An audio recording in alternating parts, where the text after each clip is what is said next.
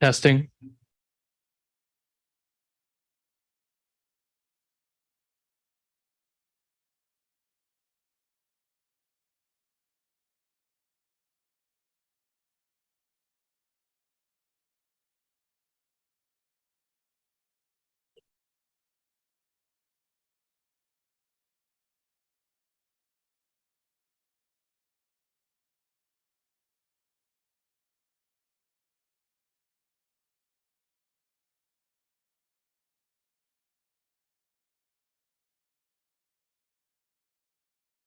Okay. Hi, Paul. Hi, Jake. Hello, everyone.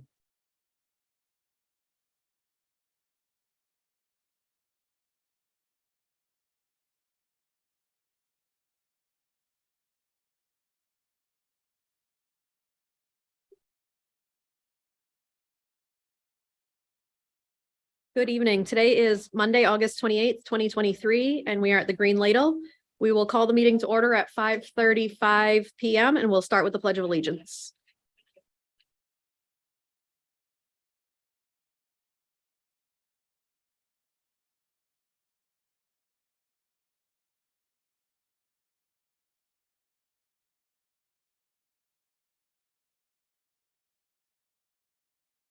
Thank you. We'll start school committee member introductions with Counselor Scott. Linda Scott, Lewiston City Councilor, representative for the school committee. Ashley Medina, Ward 5 School Committee Representative. Elizabeth Eames, Ward 3. Janet Bowden, Ward 2. Megan Parks at large. Jake Langless, Superintendent. Karen Paquette, Assistant Superintendent. And Paul Beauplant, Ward 7 Representative Remote. Thank you.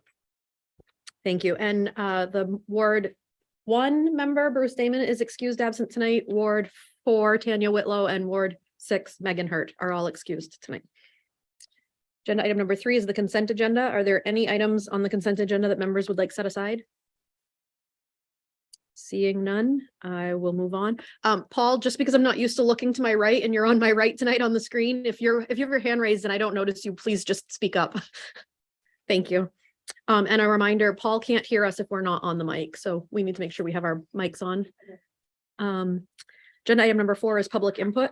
Members of the public may address the school committee for up to 3 minutes on non-agenda items now and on agenda items later. Comments that pertain to staff, personnel matters, or a student issue should be directed to the superintendent or the appropriate staff member of Lewiston Public Schools. Public comments shall be directed to the school committee and be brief, not repetitive, and related to the matter at hand. Before starting, please state your name, address, and affiliation to Lewiston Public Schools. Are there any members of the public that would like to speak? Okay. If you want to come up to the mic here and push the button.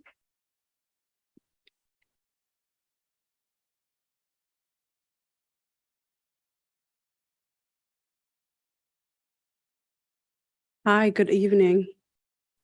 I'm here to talk about a couple of things that the Somali community have concerns with in regarding to the school.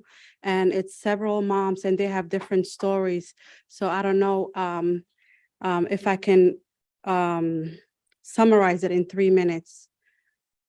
The biggest problem that exists is the gender neutral bathrooms in the school, middle school. Each team has only one bathroom stall that both girls and boys attend or use. A lot of Somali girls have expressed that they are not comfortable using a bathroom that a boy already used, and sometimes it's messy. And some girls have told their mom that they have to hold them. They try not to use the bathroom and hold it in until they get home, which causes health problems, as you may know. And another thing, some people, they said the lines are too long and they actually use the teacher's bathroom because they can't wait. And then they get kicked out from the teacher's bathroom. And other complaints that we heard is people are smoking in the bathroom, which is also another concern. Another thing is downtown kids not having any transportation to school. Most of the downtown kids are Black and brown and poor.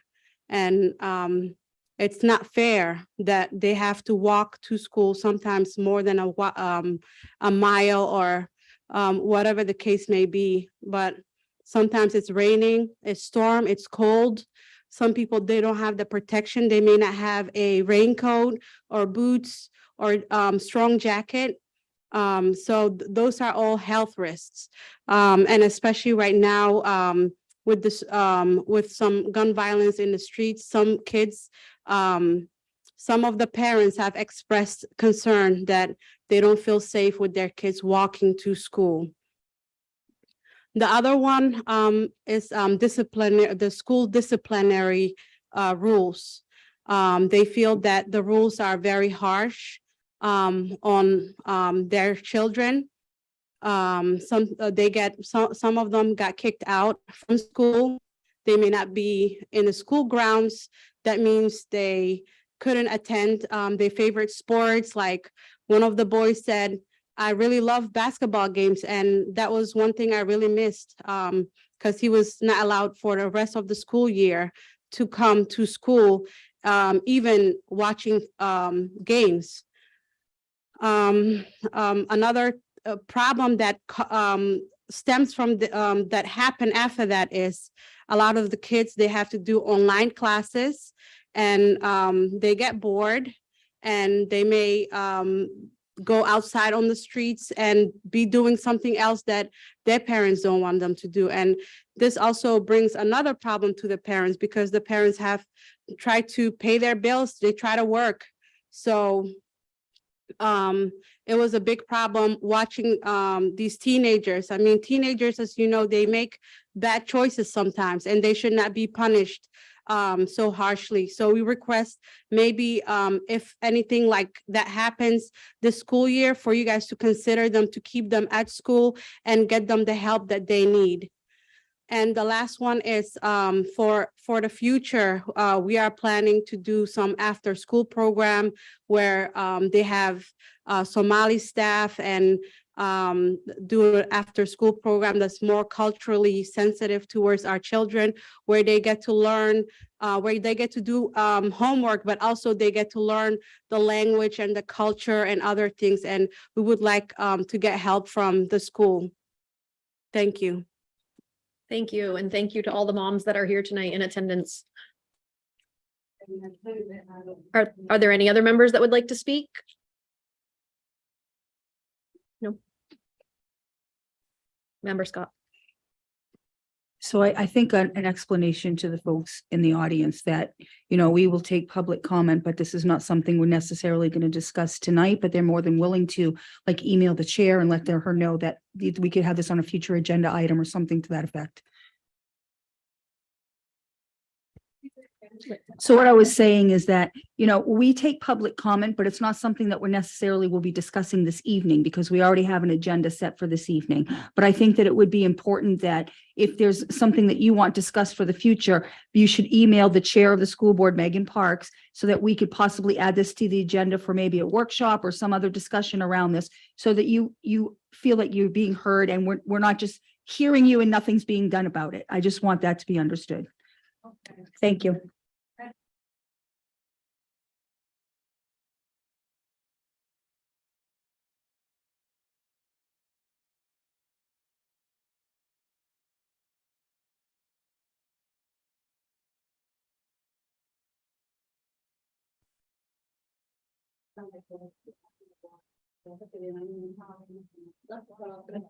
Agenda item number 5 is to recognize Lewiston Public Schools staff.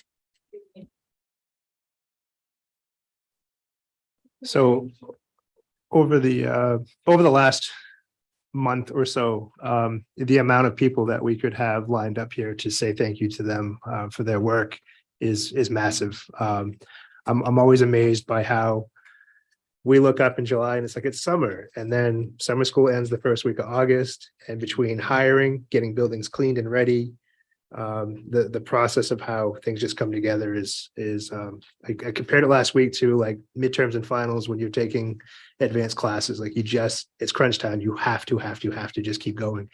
And so we all have, and so that's kind of my kudos to all of Lewiston Public Schools. But I also want to add that we had new teacher orientation last Thursday and Friday, and I had no less than probably about 10 different people say to me compliments about our HR staff and just the customer service and the approach that they took, and that they remembered people's names. These are new hires that we've never really met before, and just working through kind of on the face of things, which is more Jeremy, who Susanna will share more about, but also kind of the behind the scenes person who is Sarah, who Susanna will share more about. But all of these pieces are integral to what I think has been a really big shift in what our HR department has been able to provide our employees.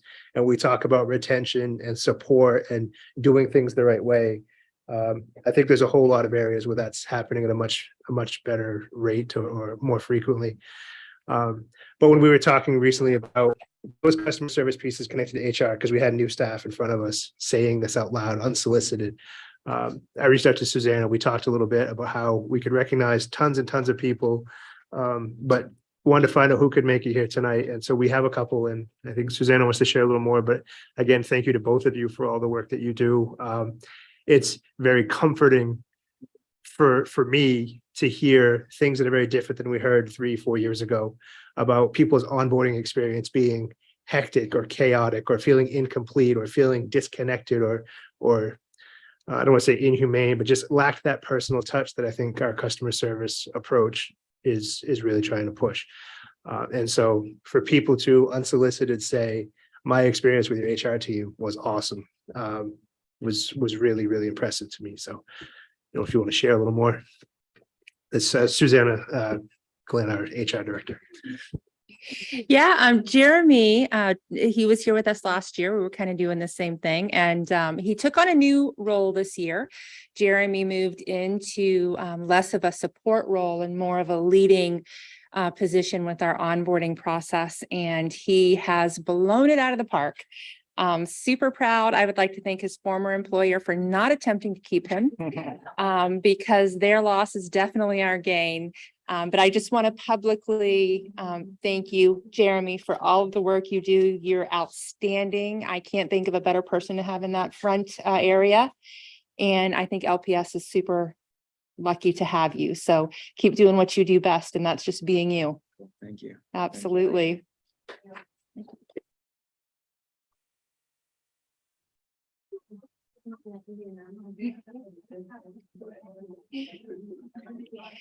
Sarah Maxim joined us this year. She's been with us for not quite a year. She's creeping up there. She's about a month away.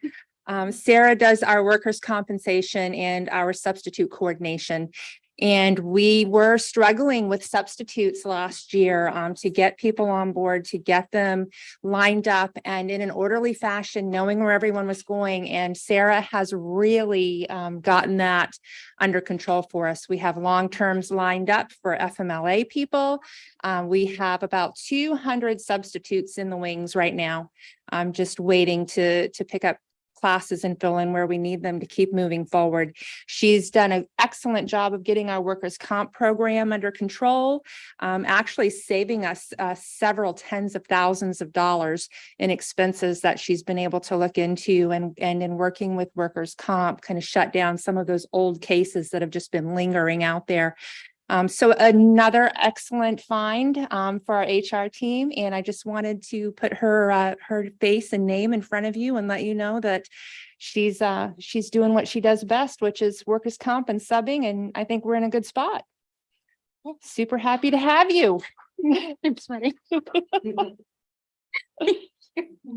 She thought that I was bringing her here to fire her. So all, yeah. All weekend, I understand she was just nerved right up.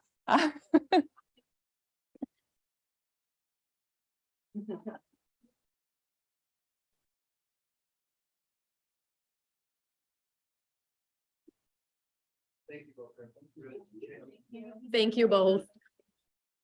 Madam Chair, Yes, Paul. could I add to that just for a moment? The visits that I've gone to central office on for subcommittee or to see Jake or to see Mrs. Cornelio, Jeremy has been at the front desk, and your first impression of going in that building may taint how you see the whole perspective. He greets me by name. He makes me feel warm and welcome. What can I do for you? So wherever he is, I'm sure he and the young lady with him are very valuable. And I just want to say thank you very much for the great customer service. Jake, you hit it on the head. Customer service is the key.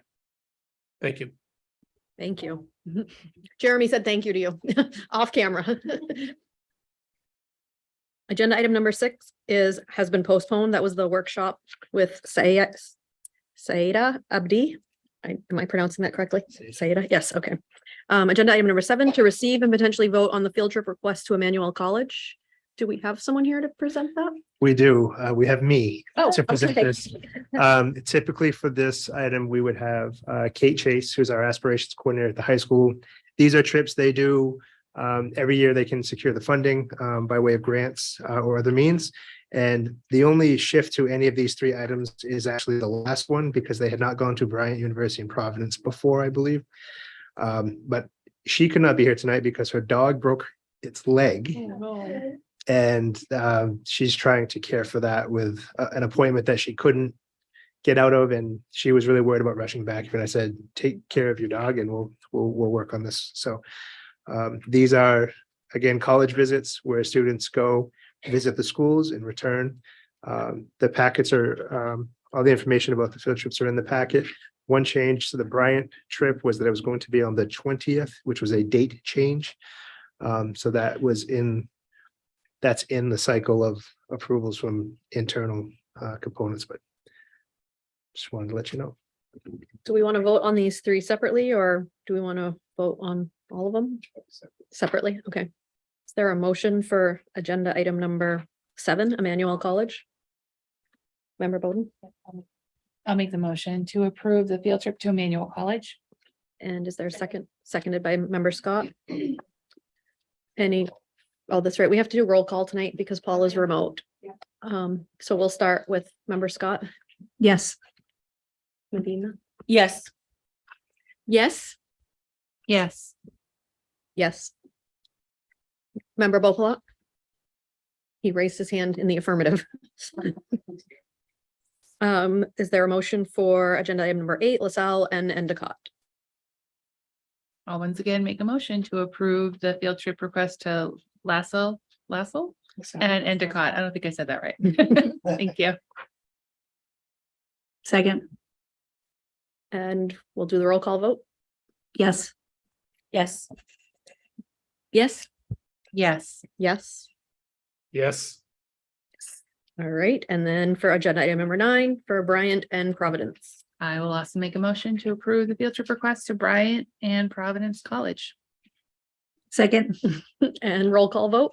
Oh, sorry. Did you want to comment, member Eames? I was just thinking they probably won't make it back by 5, given how much farther that is than the other trips. But I still think it's a great idea. Roll call vote, starting with member Scott. Yes. Yes. Yes. Yes. Yes. Yes. Thank you. All 3 of those are unanimous. Just as a side, some of those trips, they leave quite early so they can get back, but I agree. Providence it's a cruise. Agenda item number 10 is to receive and discuss the November 13th meeting. Receive and discuss, that sounds weird. Yeah, with a potential vote. The long and short of it is Karen and I try not to be out of town very often at the same time. And on November 13th, we'll be at a homelessness conference together, but we'll both be out of town. There's multiple people going on this connected to a grant and our homeless outreach efforts. So we won't be here. The challenge is the prior week is the night before the election, and this body typically avoids that particular night because of everything going on with campaigning. And we were just looking at other dates in the month, and it starts to get squeezed with back-to-back meetings and the late November holiday. So my pitch initially was, do we just forego this meeting with school committee approval? Knowing that you can call a meeting, should we have the need to have one on another date?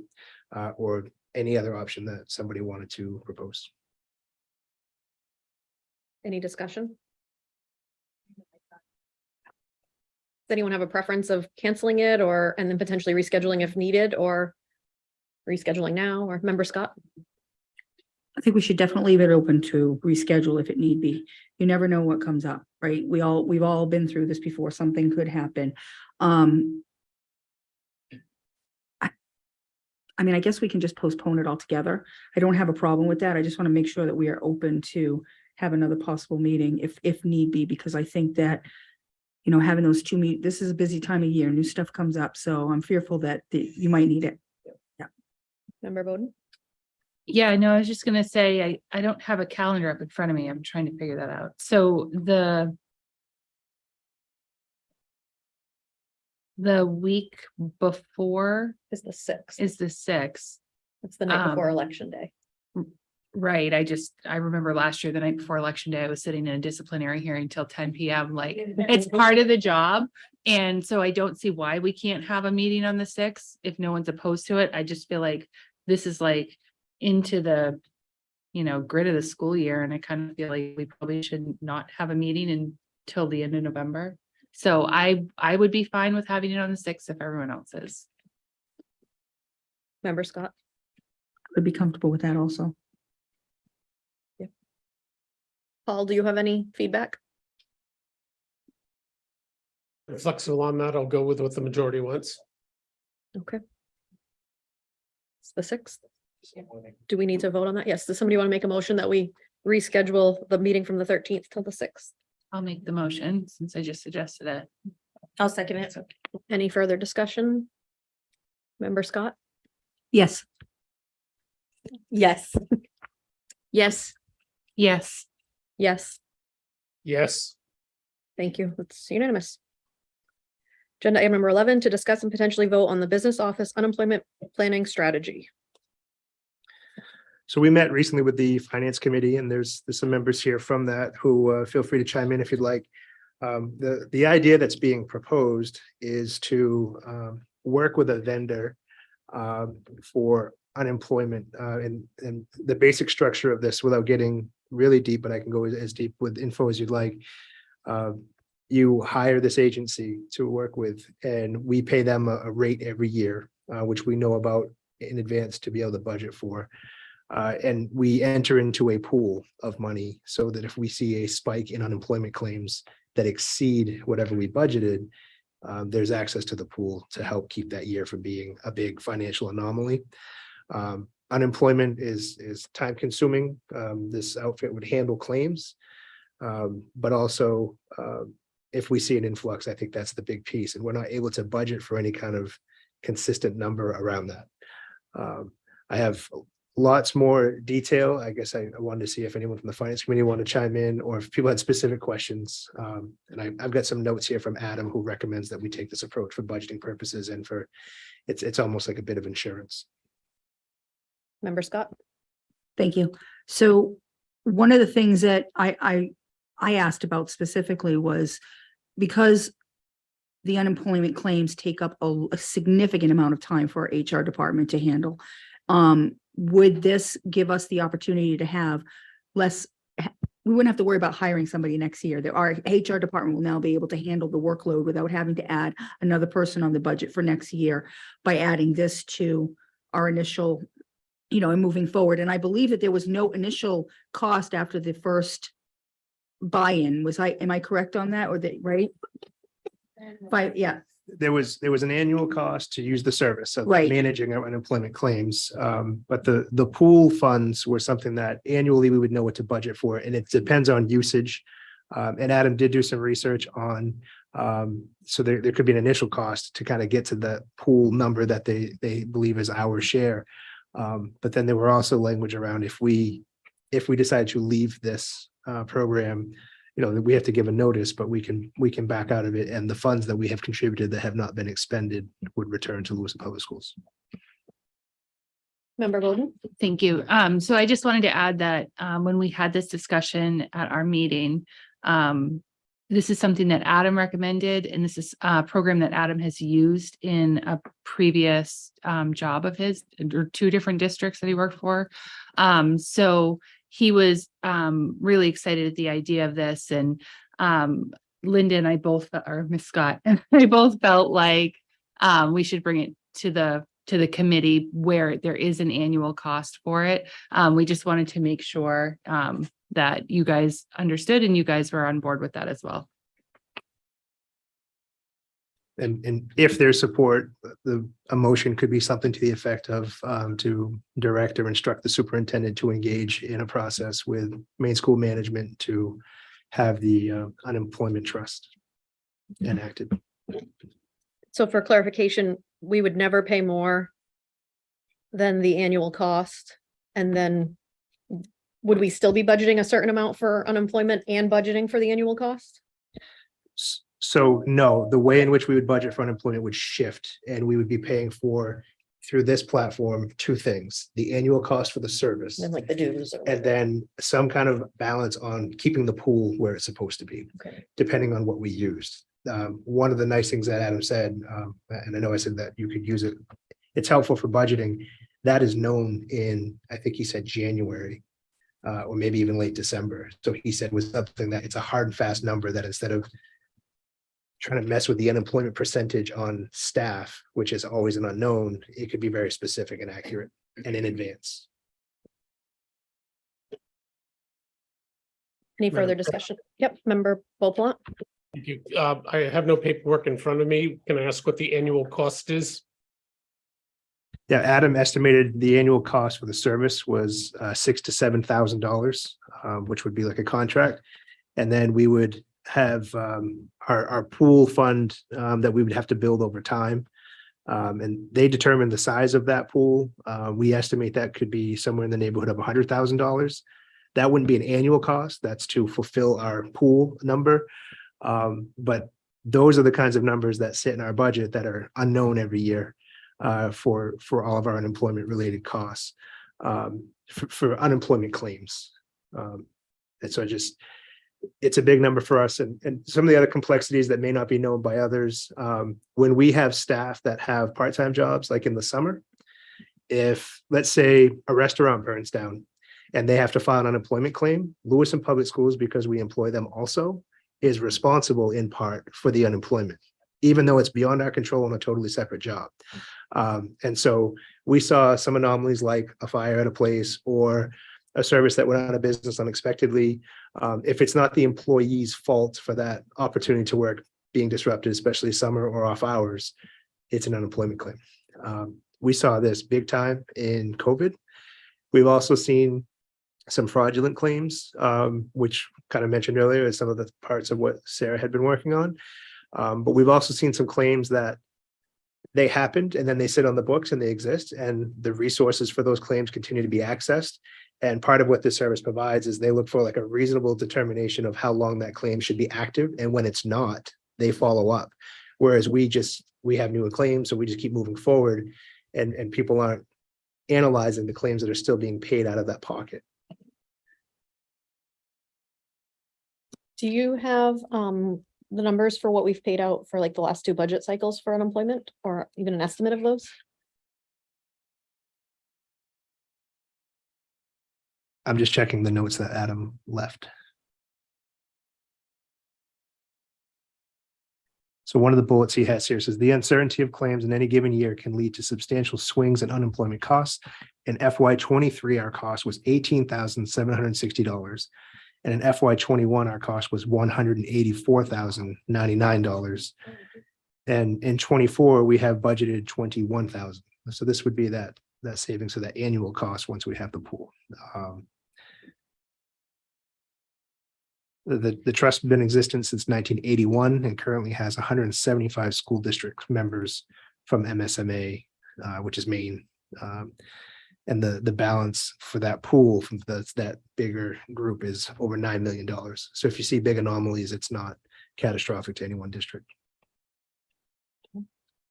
That is the substantial swing. Member Scott? I just wanted to add, I thought about it more like it's like an insurance thing, right? It's insuring us so that we don't have to worry during budget season or when there's something like a pandemic, heaven forbid, again, where there's a significant shift like that with unemployment and anything. It kind of keeps us more in a balanced level and keeps our budget more in a balanced level too. So, I think that with a number of districts we know already doing this and Adam's confidence in doing it as well, that for me was a seller. Any further discussion? Did you have anything else to add? Just one little thing in that as budgets become tighter and tighter. So when the budget doesn't support a position, that's unemployment claim. And so as we project into the future, we talk about budgets being tight and how do we make ends meet with the numbers. It could be an unintended consequence of reducing positions are the cost of those claims that are coming as soon as the budget's approved. So. Member Bowden? I guess I'd like to make a motion then to approve the unemployment strategy. I don't remember what Jake called it exactly. Essentially just directing me to pursue an agreement with MSMA for the trust. Perfect. I'll make that motion. Seconded by member Eames. All in favor? Sorry, member Scott? Yes. Yes. Yes, Yes. Yes. Yes, Thank you. Unanimous. Agenda item number 12, to receive and potentially vote on adding electronic payment capacity in multiple locations and functions. So I'm coming to you with another recommendation from Adam that has a little bit of history. So I want to walk you through pieces of it. The biggest part of this history is kind of 2 or 3 items specifically. One is the world has shifted the way in which it pays for things, not in all capacities, but in many capacities. And the other factors that come into play are just accounting accuracy.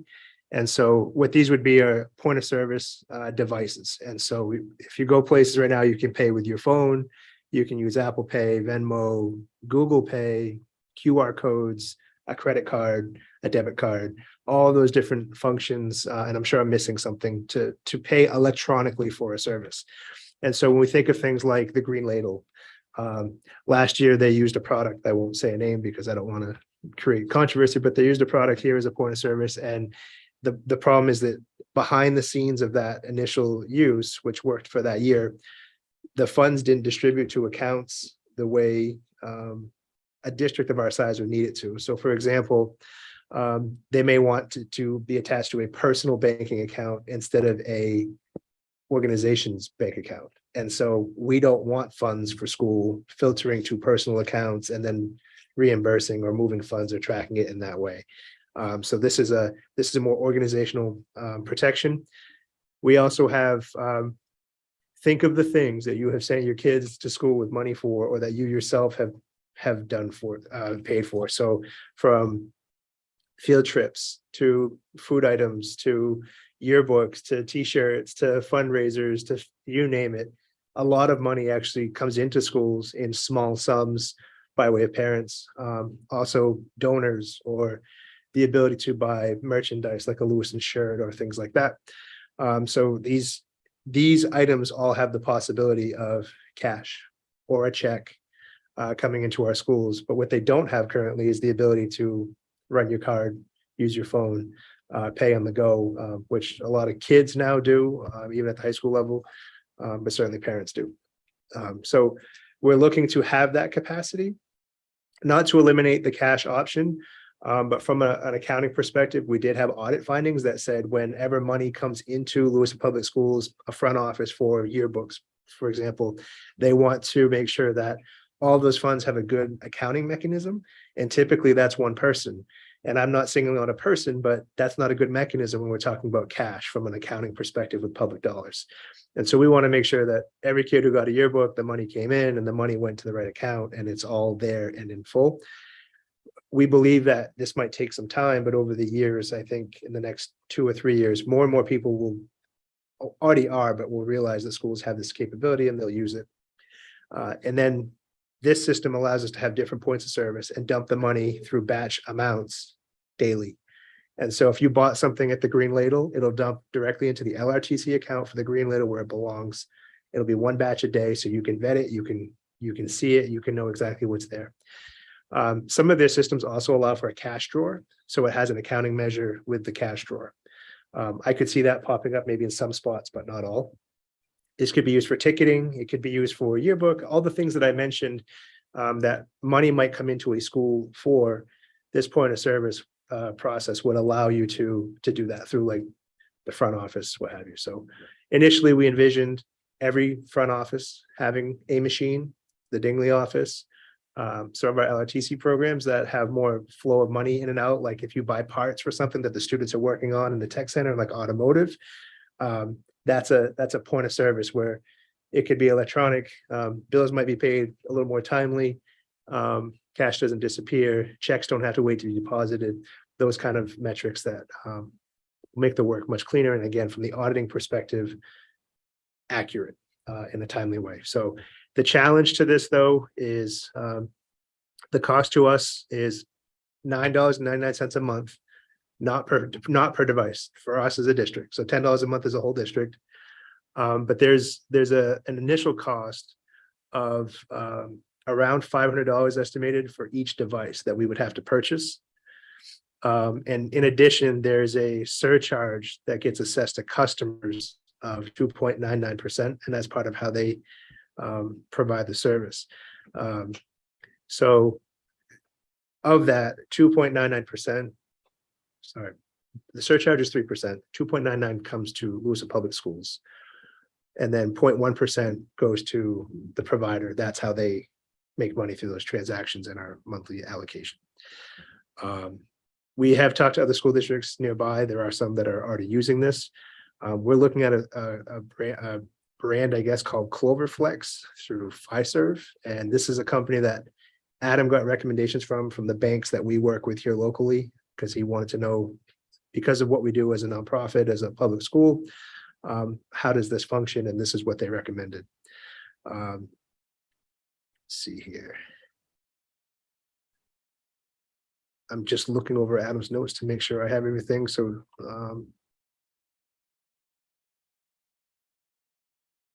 I see on here, but you may have additional questions. Member Bowden? Thank you. So I don't have questions, but again, I was at this meeting and it just sounded like it was a smart thing to do to kind of get away from cash, because you never know what's going to happen or where that cash is going to end up. It could get lost, it could get stolen, it could get forgotten about. And so having this vessel to just sort of put the cash where it's supposed to be in our district sounded like a no-brainer, but again, there's a startup cost. And could you tell us exactly, I know you said per device, but what would the total be with the amount of devices that we purchase, just so everyone knows? Yeah, our best estimate was between $6,000 and $8,000, and we figured 12 devices about $500 a piece. But if you go with like the cash drawer option, that one's more expensive. So I would, my real projection is it could be a little as low as 6 and could be has some fluctuation just higher than that. Member Scott? Thank you. And Member Bowden and I did bring up the fact that, where is this money going to come from? And then we discussed that there was, and I think that is in our notes also, that funds from an unfilled position will be used to purchase the devices and to roll out the points of service if approved on this. We also discussed, the fact that some parents will not have this, as some parents need to pay cash or want to still pay cash, and that this is not going to be it's not going to happen overnight. This is going to be something that's going to be slowly rolled out and used.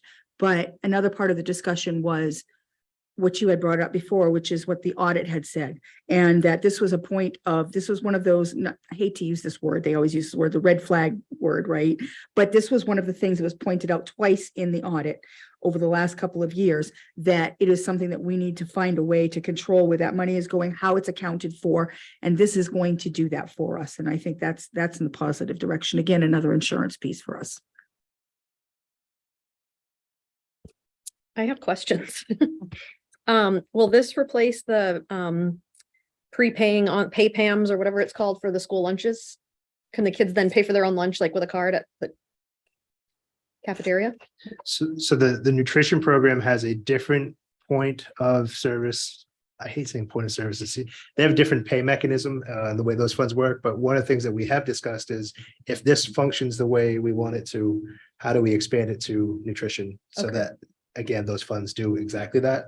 They do have more point of service ability this year than in the past, but I think we want it to grow even a little more. Okay. This isn't the same service that the city uses for when you, I know there's a surcharge when you use a card at the city. I don't know what they use, but I think theirs is more based on the charge for the card use, Okay. instead of having a check or cash for city bills. And then does this have any kind of an online option or would parents have to come in and swipe their card in person? So there are online options that you can use, and this would help in a number of platforms, even for donations for things, QR code, things like that. So there are online options. Now, it's my understanding that it's user friendly, but someone's going to build the option out. So Okay. I just want to make sure people know up front that it might require you to come into the building and slide a card or touch with your phone or student, but there are QR options. So one example I could envision is here's your field trip form. You got to sign this and bring it back. And in the bottom is a QR code, and you could either send cash, check, or Venmo right now and have it, scan through your phone and just do it if you have that set up. Does this need a vote? Yes. I think because we're looking to spend money on something that we haven't been spending money on and using funds from an unfilled position, I think it's appropriate for the committee to vote. There a motion? Oh, Paul, did you want to participate in the discussion? Sorry. No, I'm good. Thank you. Okay. Member Scott? Yes, I'd like to make a motion that we vote on approving the electronic payment capacity. I forgot the name of the company again. Cloverflex? Clover and Cloverflex for the 12 devices. Is that good? Is there a second? Seconded by member Bowden. All in favor? Oh, sorry. I'm not used to this roll call thing. Member Scott? Yes. Yes. Yes, Yes. Yes. Yes, Thank you. That's unanimous as well. Agenda item number 13 is an update on enrollment.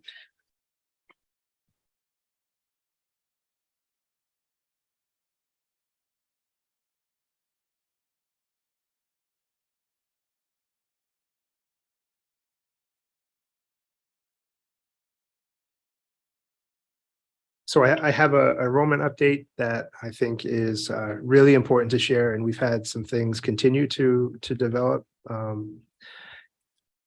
Just want to pull up right now so I can give you an accurate what we have in our system is at the moment for our enrollments. So with some potential duplicity this time of year and overlap with re-enrollment, the number that we have before us for all students is 5,593.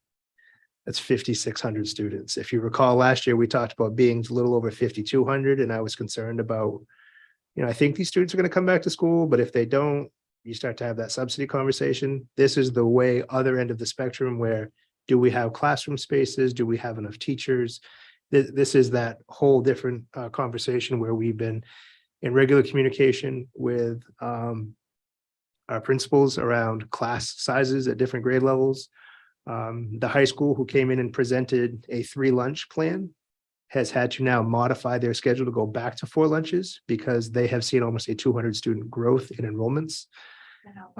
Now, these are not unheard of numbers from the past, but in the last decade, I would say, this is the biggest we've been, and the numbers continue to grow. So we wanted to just share with you some important pieces to that, that just to be mindful that as of right now, we feel good about where we're at. But we are mindful of some situations where, just a hypothetical, if we have 10 more 6th graders sign up at a particular elementary school, we may actually have to send those students to a different school, which is cumbersome for transportation. And it's a whole different round of challenges we may have.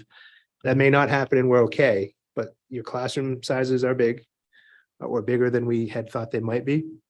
And as you remember, we reduced some positions based on enrollments and enrollment projections. So that was always that dangerous conversation of if we reduce positions and we have a bump in enrollments, how do we make sure we make ends meet? So right now I'm staring at how do we make ends meet? It's just across the line, but I can see it. So just want to share that publicly. We're excited that our enrollment is very healthy. We're excited that, and this is a whole spread, pre-K right through 12. But I also want to add Lewiston Adult Education right now that has over 120 people on waiting lists for adult learners. So they're seeking different grants and state resources to hire more teachers to provide more programming. But right now, if you want certain courses at the adult education level, they're just not available. And that's here or in Auburn. So we're really excited to have numbers be healthy, but just want to keep you updated with if that continues to make a big jump, or if we see some kind of other surge, it could shift some things that we have. And we have to bring that back to you and make certain requests or find the means within a budget to do certain things. Member Bowden? Thank you. This might be a stupid question, but can the state help us out at all where they projected us so low? I know it's like a budget that's set, but like, have we been in talks with them about this is what's happening? And, you shorted us a little bit this year. Is there any possibility they could help us out this year? So yes, but with some finality or some finite pieces to it. So yes, our subsidy from the state will be built on the October 1 enrollment counts. So with these numbers greatly up this year, when we submit that data for the October 1 count, it will shift our subsidy to an increased amount. The finite piece of it is, I'm also hearing this is happening in other districts. And so the state still has allocated a specific amount. So if there's funds there available, they'll continue to send a growth piece, but they also have an enrollment projection for the state to say, well, there's this many kids and we're going to set aside this much, and then they figure out the ratio. So long story short, yes, there will be more funding from the state to support students because of the enrollment number specifically. Member Eames? Is it the sense that they're coming from other parts of the state? So will the state money will just get reallocated, or is it that there's an influx of people into Maine that with kids that's adding to our numbers? Or what speculation do you have about the cause? Well, I'm glad you said speculation because we've looked at some things and it's such a fast moving target this time of year. But there are some things that we know happened this year. One is our outreach effort was fantastic this summer. Every school was involved. And that was seen at our capstone piece here that happened on the 17th, which was great. The turnout was amazing. But in that outreach effort, we're also keeping kids attached to school so they don't disappear on us. They don't just not show up. So that outreach effort has to continue. But we found a number of kids that were missing from our roles last year and some the year before, because when COVID happened, they kind of got disconnected from school, but they were still living right here. So there's that piece. The other thing that we're seeing is some of our homeschool names are shifting from what used to be homeschool now back to public school. And there's a few reasons for that. Some of it's age appropriate because they want their kids in high school for high school. So they homeschool prior to that age. The other one is homeschooling is hard. And I think people are realizing that it's harder than the pandemic was. I think people, when they had that public safety concern and they wanted to keep their kids safe, have realized that we're kind of out of the pandemic, but also that this process around homeschooling in a legitimate way is actually a lot of work. And they have to validate the homeschooling experience to have things count on the other side. And I think that's a challenge. The other thing I've noticed, and this isn't a big data set, but I've seen some names that look familiar to me that were familiar in the past of students who went to some kind of school elsewhere, whether it was a tuition school or an academy of some sort, or maybe not too expensive for the family, but they had to transport to and from, and that cost obviously has gone up. So I think there was a lot of people that were on the bubble of, can I afford to send my kid somewhere else as a family choice, to I can't afford to send my kid somewhere else as a family choice. So, and then there's always my favorite reason, but again, speculation, that it's awesome to be a member of Big Blue and we welcome you back, and let's have some pride and get after it. But statewide, I think there's a lot of communities still in decline enrollment wise. Member Scott? Thank you. I would just ask that as we get the final numbers, as we're getting towards October 1st, and we start seeing if there's any issues with classroom being oversized and that sort of conversation that we had many, many years ago, that I foresee if this continues to happen, the conversation might happen again, that the school committee has kept abreast of that. So we're on top of it before we get into a situation. Thank you. Member Popelat? Thank you. Jake, could you review for the committee and the community our responsibility for the children of the emigres that are staying at the Ramada? I know they are going to Freeport and Portland schools. Are we picking any of them up? Yes, so the asylum seekers that have taken up residency, which I have been told is temporary till about November 1st. We are looking at right now about 20 students that we'll be taking on. That number has fluctuated a bit from 16 to somebody one day said 63, which gave me I call it the superintendent sweats. I was like, what? We'll get to work on this and figure it out. But it wasn't 63. It was initially going to be around 16, and then it turned into right now I think we're at 20. Families from a place of choice through McKinney-Vento, because they don't have permanent housing, get to choose if they want to go to Portland or Lewiston. And I think the challenge for families, which I can't imagine, is they don't know where they're going to be November 2nd, which is just unimaginable to me from a family structure perspective. We had some kind of cute things that popped up. There was this one little girl who was taking ballet when school ended in Portland last year. And she asked Karen and I if we offer ballet at Lewiston schools. I said, there's lots of dance opportunities in our community, but not at school. And she looked at us, she goes, I'm going to Portland.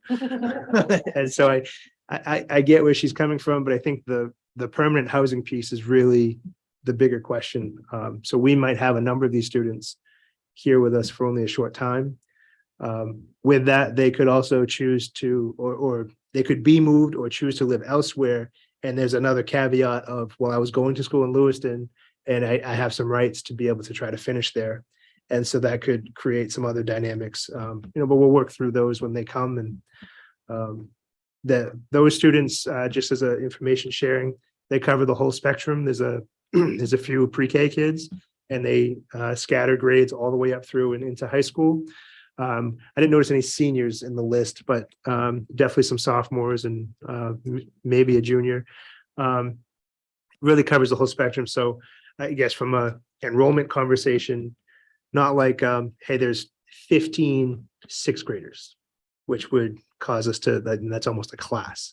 And so nothing like that. So something that we can absorb. I've said that very publicly.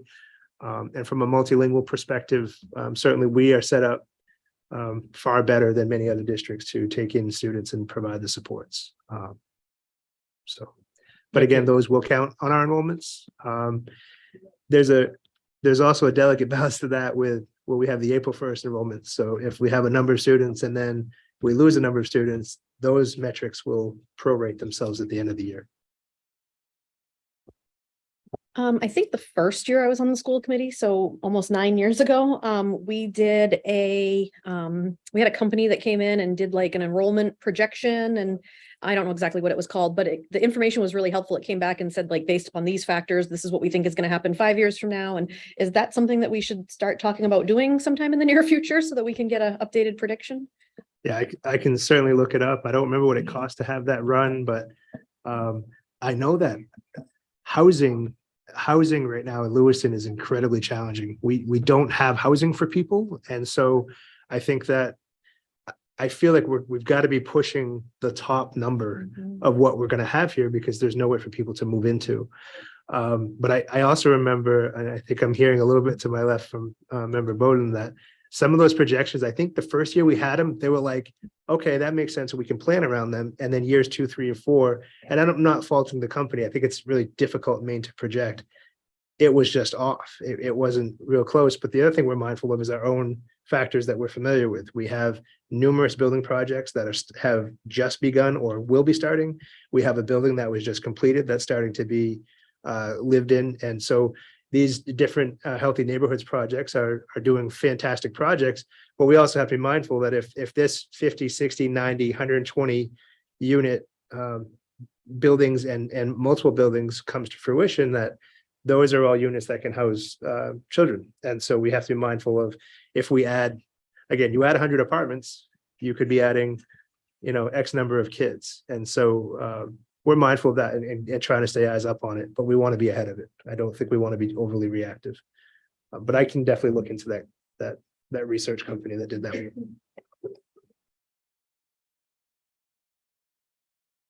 Member Eames? When you were talking before about the deficits in the staffing, and now we know that there's a bigger population of students, has that made us a little more upset about the staffing, or are we keeping pace? Is that a legitimate question for this venue? It's definitely legitimate. And I think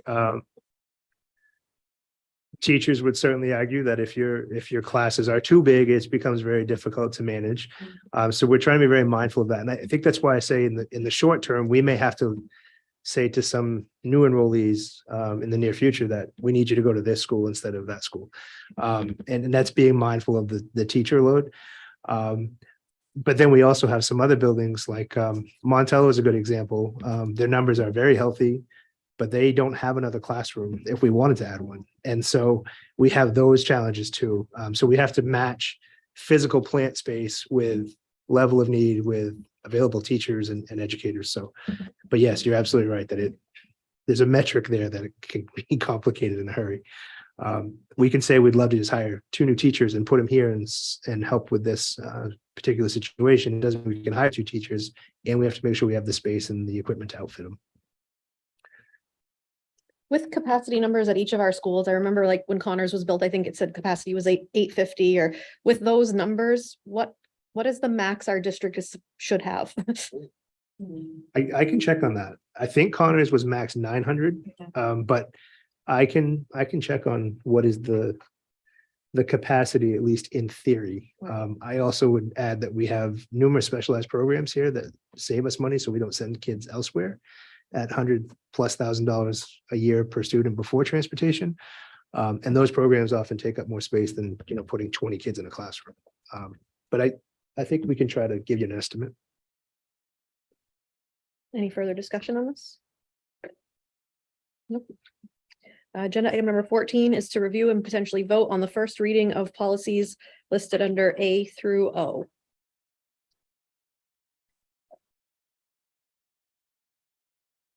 Member Bowden? I'd like to make a motion to approve the first read of policies A through O. Is there a second? Second. Seconded by member Beauplan. Member Scott. For voting, sorry. Yes. Yes. Yes, Yes. Yes. Yes. Thank you. Agenda item number 15, to review and potentially vote on the deletion of the following policy, JICCR, student conduct on school buses, administrative procedures. Did you have anything to add? Yes. So I wanted to just be clear that we're not going to not have rules on the bus. We are going to have rules on the bus. Actually, the updated procedure that was worked on with Hudson and with our staff can be found in student handbooks. And this deletion is just removing it from the policy manual, not removing bus rules and procedures from the bus. Is there a motion? Member Bowden? Yep, I'll make a motion to delete policy JICC-R. Thank you. Is there a second? Second. that. Roll call vote. Member Scott? Yes. Yes. yes, Yes. Yes. Yes. Thank you. That's unanimous. Agenda item number 16 is report from school committee chair. I don't think that there's a lot to report. We had the great event on the 17th for the backpack handout. I don't know if you were going to talk more on that. I just thought it went so much better this year than last year. It was great last year, and this year was so much smoother with the broken up by schools and having the lines. And I just thought it was a wonderful event. That's all I have. Agenda item number 17 is report from the superintendent. It's the start of the school year. We've been very busy, but all productive and feeling positive. Transportation looks much better this year than last year. I want to emphasize to people I'm very optimistic about it, but it's still a reality. If we have a group of folks that get the flu or a cold, or we lose any employees through Hudson to somewhere else, it puts us in a compromised position. So we want to just be very mindful about transportation. And so messaging did go out about transportation, and they're looking at how they can shorten some runs because of wait times. But the hard thing that we find right now is we don't know which students are going to get on the bus. So we ask people to go fill out that re-enrollment paperwork and let us know if you have a student that's on some of those longer routes, especially that are picking up early and dropping off late, that is not going to take the bus. It shortens all of those routes. Or if they don't shorten, we might have to reconfigure some routes to try to make those rides a little shorter. That's just a transportation piece. Thank you. I just have a quick question. Are we going to be receiving wake-up calls from you every day this year? Or can we expect that all buses are running if we don't hear from you? So it's a great question. And on a serious note, if I'd like to start the school year, that if everything's happening as usual, that you will not hear from me. And we'll see how that goes. I will say, though, I've had several people over the last few weeks say to me that it's helpful if I call. It helps get their house going, and they want me to call. And I said, well, it doesn't help my house get, sleep in. So, and I know some people have blocked it or requested to not get the call.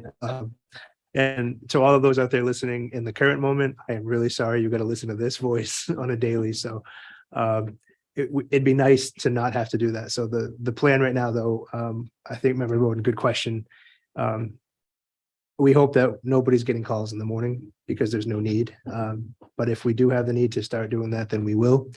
And I'll just kind of monitor the pattern. I think last year we went back and forth a little bit because it was just so frequent that when people didn't get a call, they thought they missed it versus the correspondence. And so it felt like, the best foot forward was to just make the call and have people block you obsessively or ignore you or try to hit the snooze button when you call. So that was a big thing. I was going to share, as Member Parks did, a big effort around the outreach event. That was fantastic. Folks from the store next door, folks from the outreach team that represent each of our schools were all on site. We had numerous volunteers. A shout out to Natasha, who helped organize that. Was pretty pivotal. We might see her at one of these meetings soon, hint, hint. But we're looking again to capitalize on that synergy and to make people aware that effort was, essentially 100% either grant supported or community donation. And they had thousands of backpacks prepared, stuffed with items going out. Every single school had a booth checking on kids, checking on enrollments, passing out schedules. So even despite the weather, the place was packed. I know Chair Parks was there helping share donations, and as were some others. So a really good event, had a real positive feel to it. LPD was there, fire was there, EMTs were there, just kind of tours of the buses and trucks and, meet the professionals kind of thing, some food on the side and different organizations. So lots of support, really good event. Also, we've been connected to the community conversations that have been happening in our city.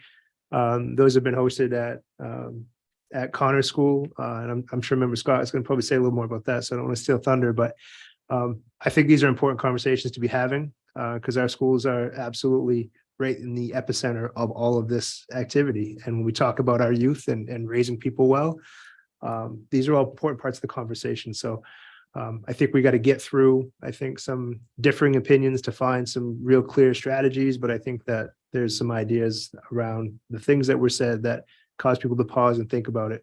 And so I think we're moving in a good direction around that.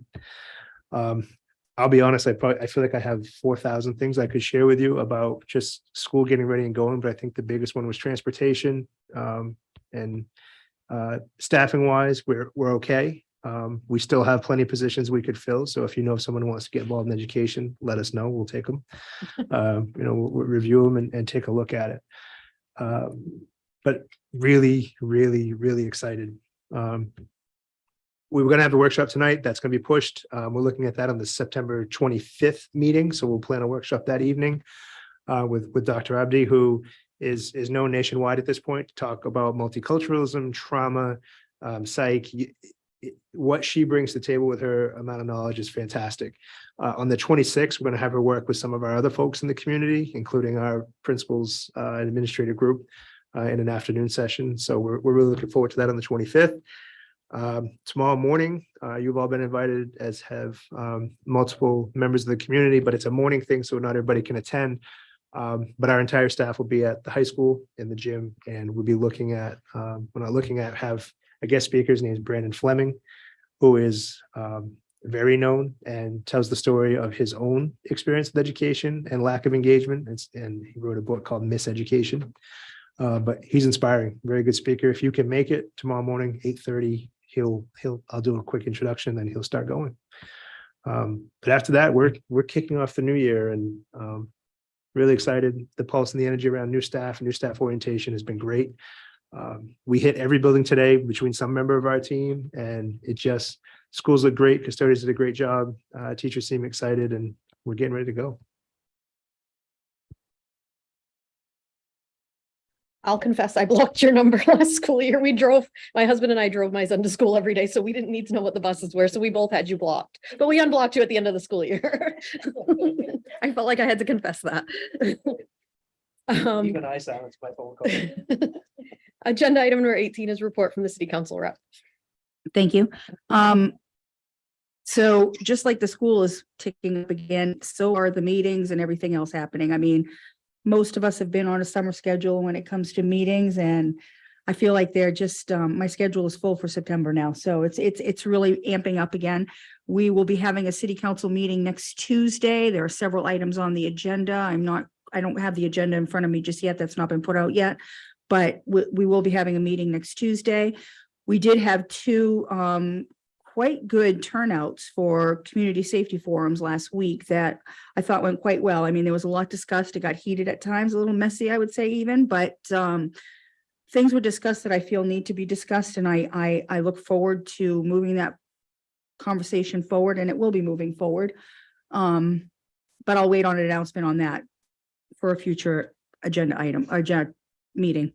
I did want to bring one thing up though. Last week, I was approached by a community member that demanded I bring something up to the school committee and that it be discussed at a school committee level.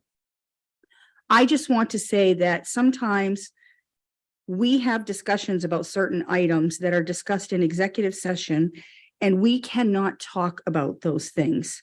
So we can, I can let somebody know that we did talk about it, but if it's an executive session, it's not something that we can talk about publicly. The reason we can't talk about it publicly is because we swore an oath to uphold the state law, and state law says that there are things that could legally get us in trouble if they are discussed outside of executive session. So I just wanted to put it out there publicly that, just because you may not have heard about it right away, or you think that we're not talking about it, doesn't necessarily mean that it is not happening. And I welcome anybody to give us a call or ask questions to any one of us, and we should all have the same answer. Yeah, we talked about it, but that was executive session and we can't discuss it. And that would be all for that report. And we always have public comment on every agenda. So if somebody has a concern about something they don't feel is being addressed, they're welcome to come and speak during public comment, and that will bring it to our attention if it isn't already on our radar. Agenda number 19, updates from any subcommittees. Have any subcommittees met? Member Bowden? Yeah, so the finance committee met, but you guys kind of got a rundown of what that was tonight with the two agenda items. And I don't recall if we're scheduled to meet again soon or not. I think we talked about it in a month. Yeah, we talked about a monthly because we've, as we mentioned a couple meetings ago, but just for public consumption, the monthly financial statements that are happening. And so this is something that for a little while there, COVID and transitions were something we weren't doing as often as I would like. And so that will be coming back to you on a more regular basis. And the way we're doing that is they'll be presented to the finance committee, any questions at that level, and then we bring them here for you on the consent agenda. I also just want to say that we have a pathway subcommittee coming up on Tuesday, the 5th. And that will be our first time meeting in months. So it should be good. Policy met this afternoon, so we don't really have an update. We met just before this meeting. Yeah, just that we went through the same number of things that were on this agenda, a lot. Member Bopolant? We're waiting, the curriculum committee is waiting for direction from Sue Williams where we're going this year, and I totally understand we're letting the teachers get their feet on the ground and get their feet wet, and then Elizabeth and I, hopefully she'll still be a part of it. She's a very valuable member. We'll contribute as much as we can and help continue the good things that Sue has done. Thank you. Member Scott?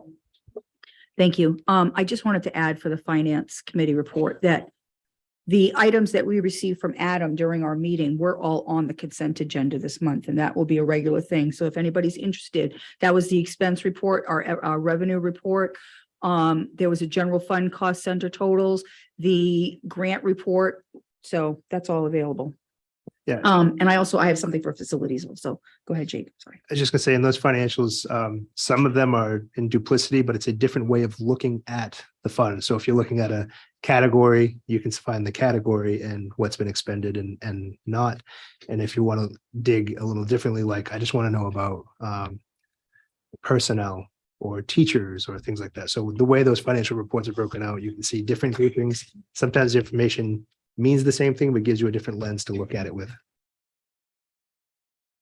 And also the facilities committee met last week as well, on Thursday. Unfortunately, it was a short meeting because we were all scheduled to go to the community meeting at 5 o'clock at Connors School. So, but we did receive a nice overview from our facilities director, and I just wanted to go through a couple of the projects that have been done and some that are ongoing. So completed for this year are multiple floor projects at Farwell, Geiger, LRTC, and LHS.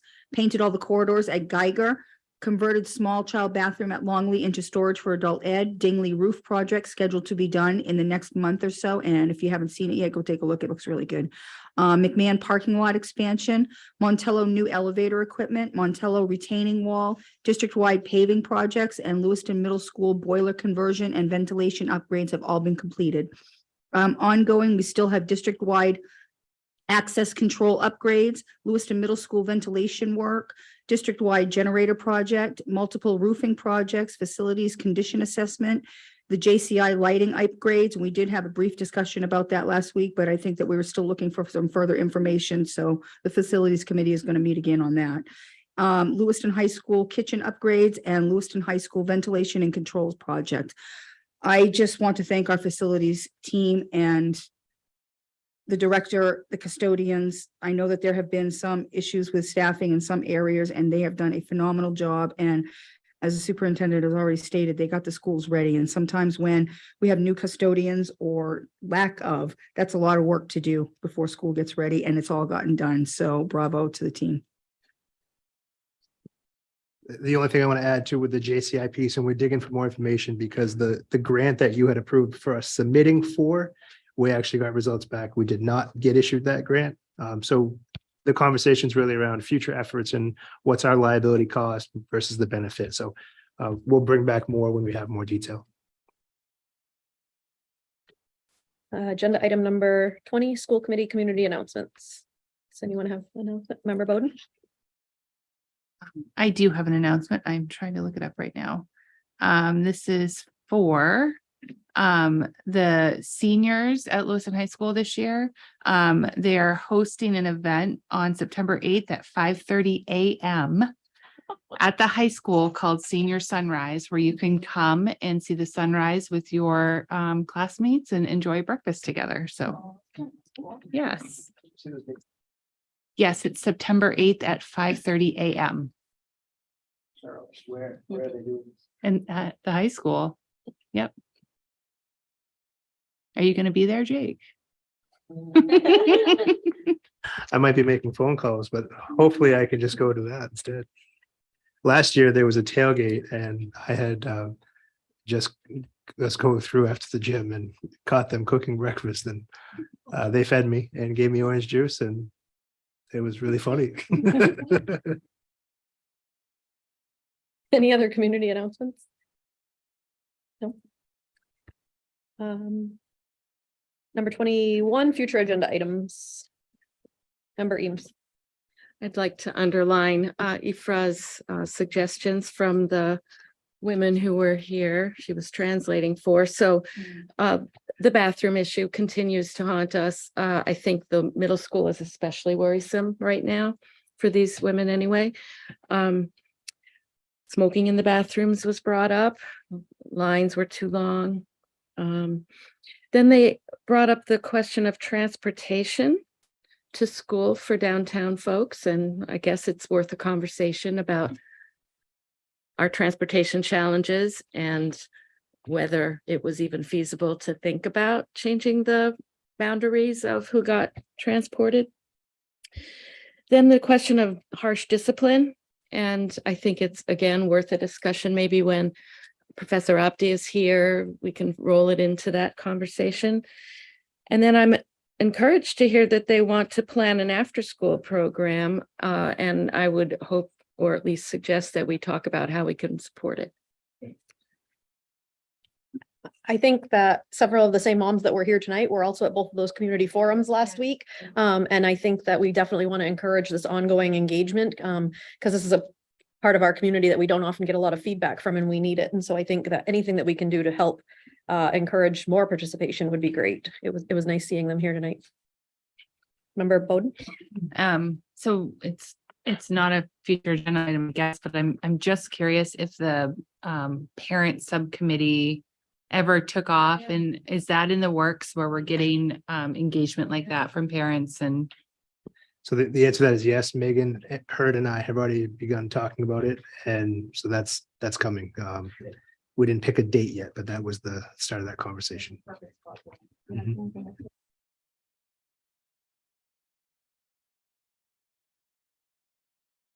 Mhm. I just, this will be on the future agenda item discussing the gender neutral bathrooms at the middle school, but are all of the bathrooms gender neutral, or are some of them specifically male or female, or? I want to make sure I'm well informed about this before I dive into it too deeply. But there's some things I know I can share that I believe to be true. One is Principal Bryant was aware this topic may come up, and she's actually invited, or is inviting, parents when school happens, open houses tomorrow night for them, to please come into the auditorium and share in conversation around different concerns you might have about the middle school. I imagine that the restrooms will come up. And so going back a few years, that was a building-based decision in and around how the bathrooms are being used between kids avoiding classes and kids, there was fights in the bathrooms, things like that. But the bathrooms at the middle school, it's a big U shape. And the boys' bathrooms were always on one side and the girls' bathrooms on the other. So if your team was on the left side and you used the bathroom, and your gender was on the right side, you would have to go all the way to the other side of the building to use the restroom, and then the opposite for the opposite. And so between the crisscross downtime, the unsupervised time in the hallways, which led to issues. And then there was also the COVID piece where they were trying to pod kids and keep them close to their own subgroup in case there was a close contact. That was when they first started doing the bathrooms. And so instead of a bathroom being just one gender, it became essentially single use. And so students go in, use it, and leave, and then the next person goes. That's what leads to these lines. And there's a lot of different ideas and thoughts that would support to continue to do it that way, but there's also a lot of ideas and thoughts about going back to not doing it that way. I don't have a big preference one way or the other, but I think the people closest to that situation should be the ones working on it really directly. It's been working with some success for a number of years, but I know there's some downfalls to it. Just as a side note, bathrooms have been a topic of discussion almost every year since the day I started in this district, which is now like 16 years ago.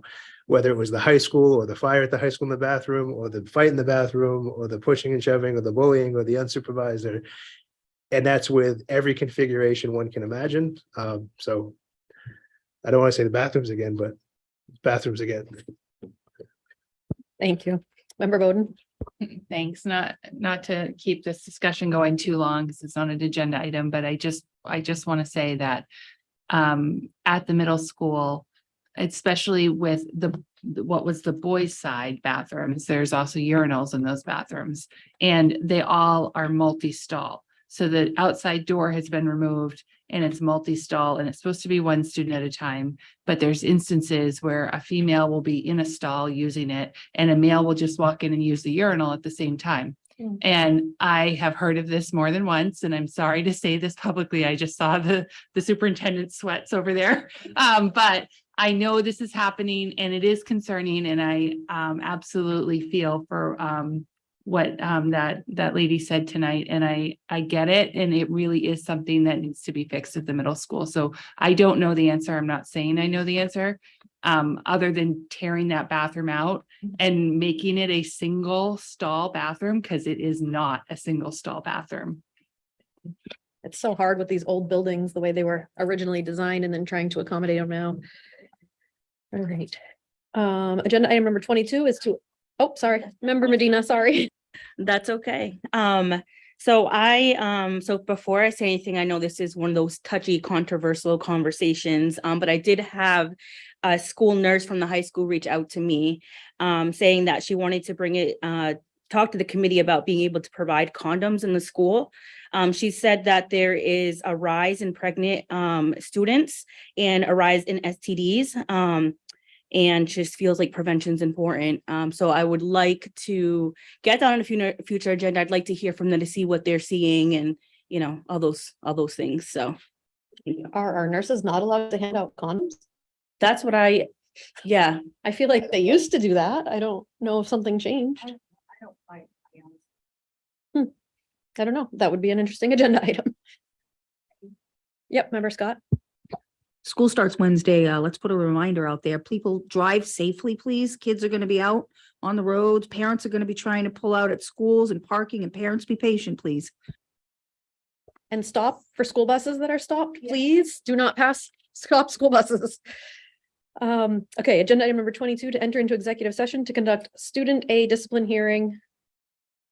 Title 20A 10019 and Title 14056B. Sarah motion. Moved by Member Bowden, seconded by Member Scott. Roll call vote, Member Yes. Scott. Yes. Yes,